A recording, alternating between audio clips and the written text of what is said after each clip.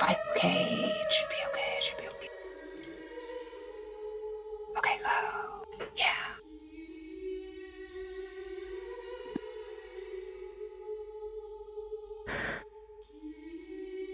Alright, I think we're good. Alright, so hello everybody. I'm going to be showcasing Castlevania Rondo Blood, the Maria only category. So in this game, here we have two characters, Richter Belmont and Maria Renard. We are going to be playing as Maria for this category, because it's a lot more shorter and fun in my opinion. So anyway, we're going to go 3, 2, 1, go. So Castlevania Rondo Blood came out in 1993 for the TurboGrafx 16 or PC Engine. It sadly never came out to the States until way later on for Nintendo VC, and then eventually for PlayStation Portable, and you can get it for PS4 if you want to right now. So yeah, this is Maria. One of the biggest differences between her and Richter is she can roll and do a lot of other tricks like double jumping. However, she is a lot weaker than Richter. Basically around 3 to 4 hits depending on which enemy hits you, she basically gets killed. So the unique thing about this game is I am going in an alternate path. This is not the intended main route you're supposed to go to, but this is a lot faster for the route that we're trying to do here. So now we're going to fight the first boss, a giant Hydra, and you're going to showcase the Guardian Knuckle, which is basically like a phantom spirit, that Maria can unleash. That was a terrible spawn.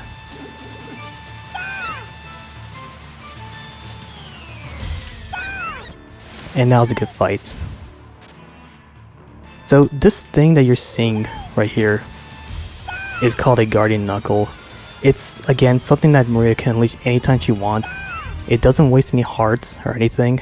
The downside to it is that you have to like press 4 different buttons as quick as you can, which can be a little bit scary when the pressure kind of builds up a bit. So that's going to be it for alternate stage 1. We're now going to be approaching alternate stage 2. Again, we're going the alternate routes because it's a lot faster. So we're right here, we're in this bridge full of bad guys, which we're trying to avoid. And up next, I'm going to try to showcase a really scary trick. So forgive me if I'm going to be a little bit more quiet for now.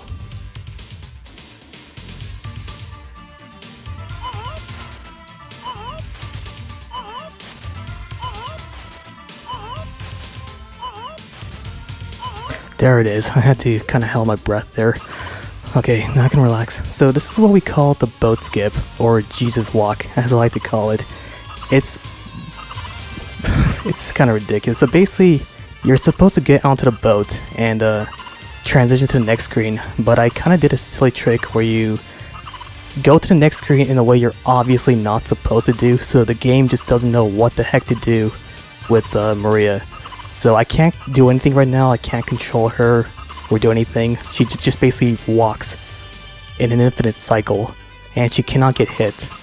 So basically just have to walk her way over to alternate stage 3. So this trick stays around 10 seconds, if I remember correctly. And now, that's it for stage 2, on to stage 3. So here in stage 3, has about 2 different bosses. The first one you're about to encounter right now, which is a giant purple skull with 3 eyes. So again, we're going to use the turtles just for protection over here. And just like that, just basically jump over, hit the 3 eyes with Maria's birds. And that's about it. If you were to play as Richter, you would have to use his axe to get all 3 eyes at the exact same time.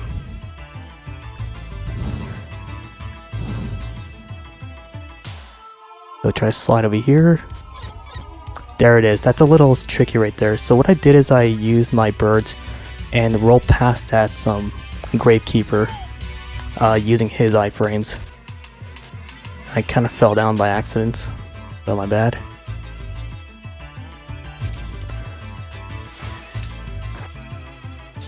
Yeah, you're supposed to hit that chain first and then fall down. And since I lost a little bit of health, I'm going to grab some backup over here. By the way, when you play as Maria, she does not collect wall meat like Richter. She collects a variety of different foods like, you know, cake, sushi, ice cream, just little fun little things. And that is Dogathur. He is probably my most hated boss because his spawns, just like all the other bosses here, are completely random. And he's killed a lot of my runs, but it's all good. He's now dead.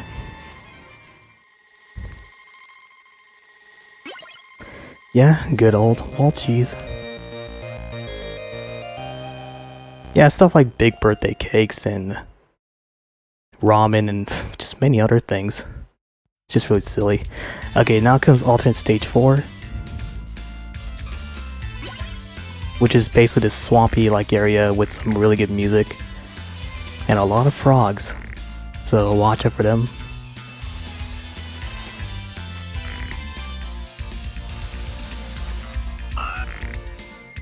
So on this next screen for this bridge, need to be a little bit more careful with the skeletons because frogs in this part are not RNG, but the skeletons, however, kind of are.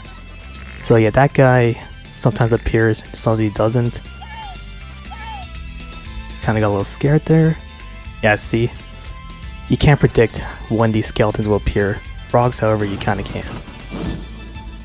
And now this last screen is kind of a nightmare when you play as Richter.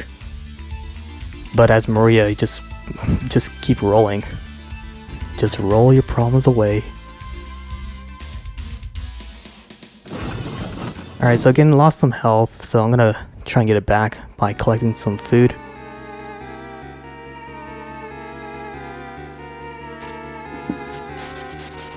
Yeah, and a little ice cream there. Again, when you play as Richter, it's always meat. With Maria, it's something different. Can I sneak in here for a quick moment? Of course.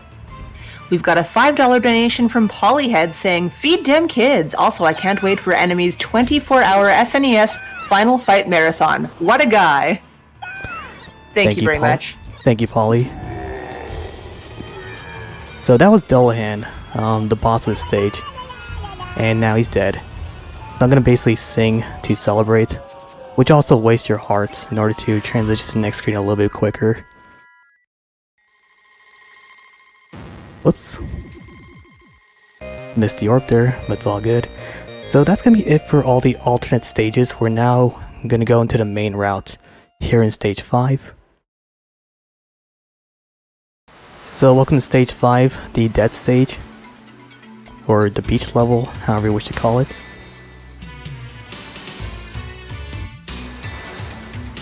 Which probably has my favorite song in the entire game, personally.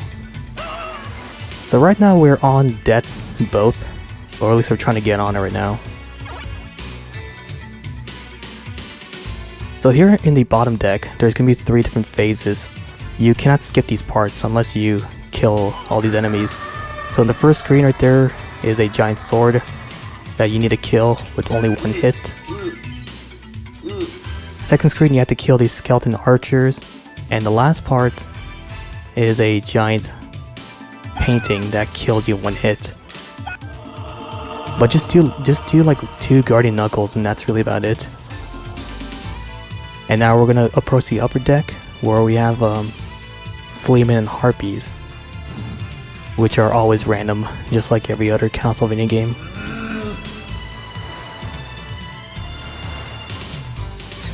So I use my bird to roll past that guy. There it is. That was a little scary there, but we got past him.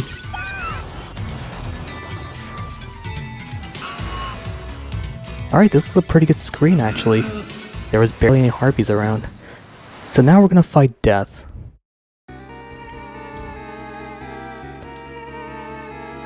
So for the Death fight over here, I'm going to use my dragon to try to hit him as many times as I possibly can.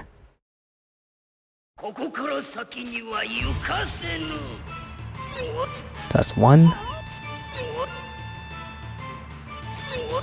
So we're out of hearts, but I just got to do what I gotta do.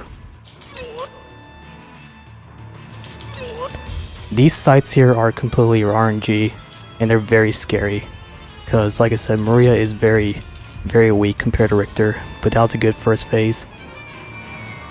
So for the second phase, he's gonna start throwing these whoops. That could definitely happen a lot. But it's all good. Luckily the game is very generous by giving us some sub-weapons and some hearts. So this should definitely speed up this fight a little bit more. It happens. Death definitely does ruin a lot of people's runs. Trust me.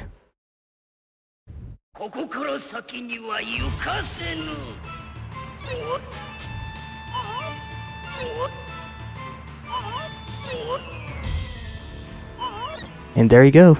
I used 4 dragons and that easily killed him. Or killed him in the first phase. So again, avoid the skulls. And now for the third phase, he's going to take off his robe and put on another robe. And we're going to try and kill him here.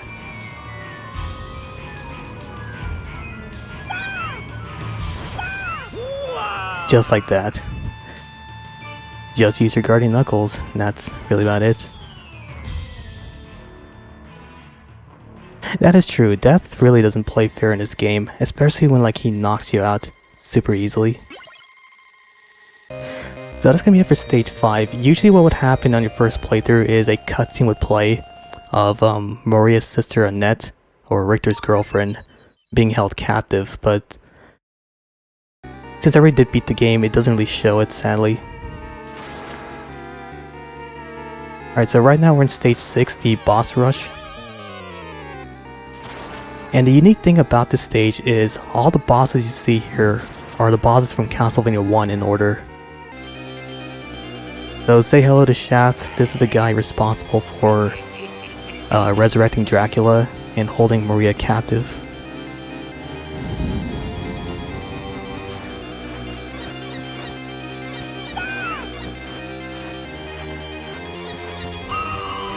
So a little bit scared there. I try to use my guardian knuckle as early as I can.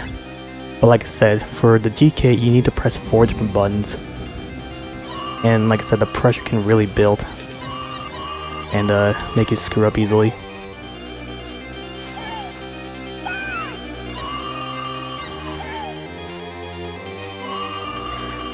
Just like that. Alright, up next is the mummy fight. So I'm going to try my best to nail my GKs. Because he actually drops health, which I so desperately need.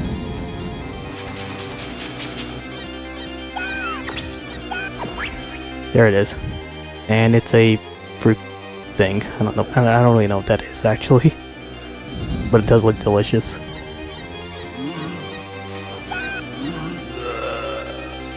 Then there's Frankenstein. So Death would normally be next, but we already killed him before. So now we're going to be fighting Shaft himself. For some reason Maria dances when Shaft appears, like she automatically does right now.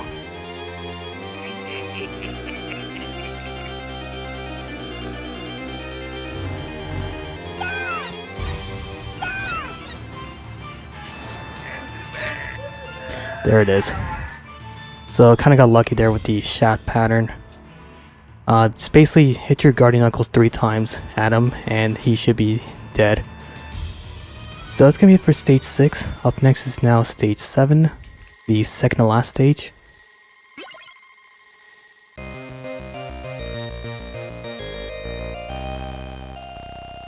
Thank you. Yeah, the boss fights have been going okay. Minus the death fight, of course, because death, like I said, is definitely a big run killer. Alright, so in this stage, we're going to be rolling our way on this bridge with these bats that have swords for some reason. These bats that appear are completely random. Sometimes they don't appear, sometimes they do appear. It's really up to them. So normally Clock Tower is a very scary level in every CV game, but in this game as Maria, it's kind of a breeze. As AK would say, it's mandatory.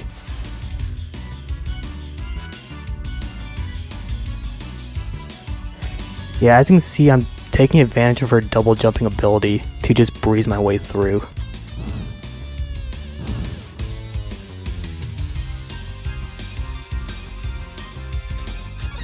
So there you go, use your bird to roll past that guard, and do the same here, but get hit on purpose in order to roll past those other two enemies.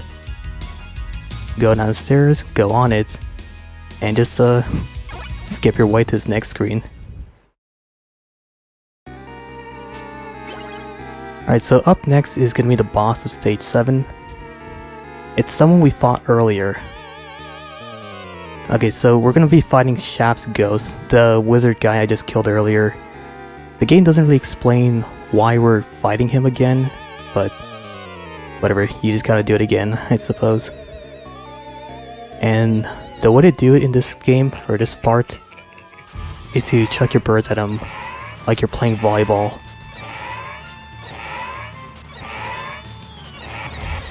And use your other birds to kill him quickly.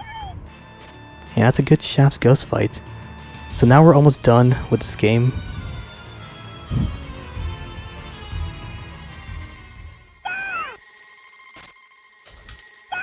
There it is. Thank you, and now we're going to be fighting Dracula himself. Like I said, this game is very easy when you play as Maria. Alright, so if this screen looks a little familiar to you, that is because Rondo Blood is actually a prequel to Castlevania Symphony of the Night, which is of course one of the most treasured games in the entire series. I think we all agree on that.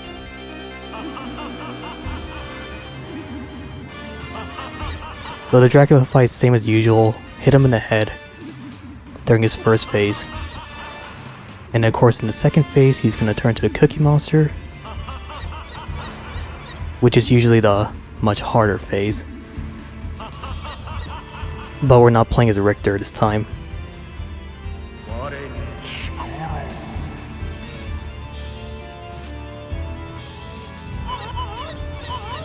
And just use your birds.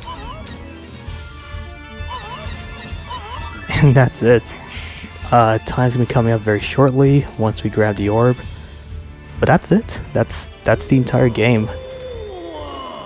Minus all the other stages we missed out on. Yeah, that's Castlevania Rondo Blood, the Maria only category. And now we get this awesome cutscene of Maria scolding Dracula. Thanks for the GGs, everybody. Appreciate it a lot.